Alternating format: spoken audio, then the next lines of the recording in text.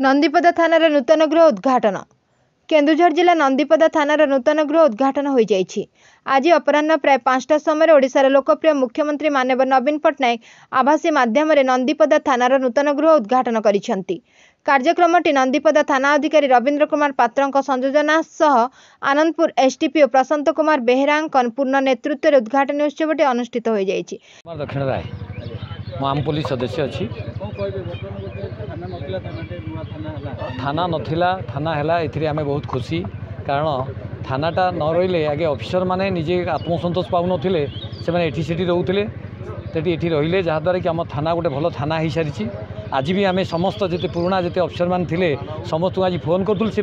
Video भी पठेलु से कहले कौटी थाना होती आम कहूँ से जगार ना से जगह थाना होती से भी आश्चर्य होती आम एरिया बहुत खुशी होती आम भी बहुत खुशी अच्छु आशा करूँ बाउंड्री हो गले आम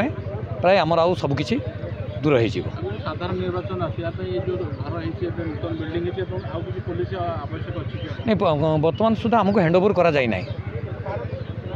बर्तमान थाना को बर्तमान कंट्राक्टर हैंड ओवर करना आहरी सी भी कहूँ से आहरी 20 दिन खंड टाइम नहीं तो से हैंड ओवर कर दिखती आम भी बहुत सुविधा हो अफिसर मैंने आराम से रही पारे आमर भी अफिसर मैंने भी नहांती थाना अफिसर आज भी बहुत कम अच्छे आम काली रहीचु आम देखुलु जे माने काली भी कटकू भी फोन आसूला अफिसर मैंने किए अच्छा न अच्छा तेणु से अफिसर भी फुलफिल करदे ता छड़ा आमर जो फोर्स मैंने आसवे ऊपर तो कहीं रहा कथा थाना किसी ना बाहर व्यवस्था होती किसी असुविधा हम ना हैंड ओवर कम्प्लीट है नहीं कारण जेहेतु आम कोड अफ कंडक्ट लागू हम तेणु तुरंत एटा व्यवस्था करने से कहते तेणु आउ कि अच्छी कम अच्छी भितर फर्निचर अच्छी आउ कि कम अच्छी हाँ से ओडिशा सारा जो सबुआड़े होती आम भी खुशी अच्छु तथापि कम चली पार ना सेमती आनुषंगिक टिके कम रही है किसी असुविधा ना चली पार।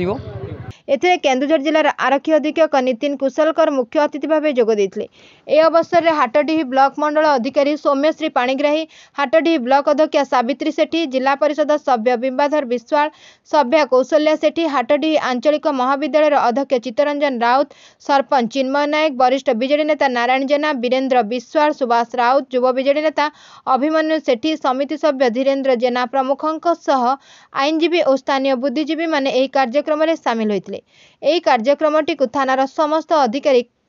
सुचारू रूपे परिचालना करथिले। जिनसको सफल नंदीपदा थाना को उद्घाटन कराई माननीय मुख्यमंत्री द्वारा भी केन्दुझर एसपी थे कौन आप गवर्नमेंट हिसाब से कौन देवे जाओ आज गोटे बहुत गुरुत्वपूर्ण गोटे शुभ दिन बोली मु मन करे बहुत लोक मानकर नंदीपदा एरिया रे बहुत डिमांड थाए जोटा कि पुराना थाना थिला से थाना रे माने समस्त कागज पत्र ठार आरंभ करी थाना परिचालना करियार बहुत असुविधा घटुला। आज एटा गोटे माननीय मुख्यमंत्री तरफ ये नुआ बिल्डिंग उद्घाटन करी नंदीपदावासी को जो पुलिस कार्य रे साहाय्य करने जो सहायता करते माननीय मुख्यमंत्री के धन्यवाद सहित नंदीपदावासी बहुत अनेक कृतज्ञता जनाऊँ। Bureau report Ekamra news.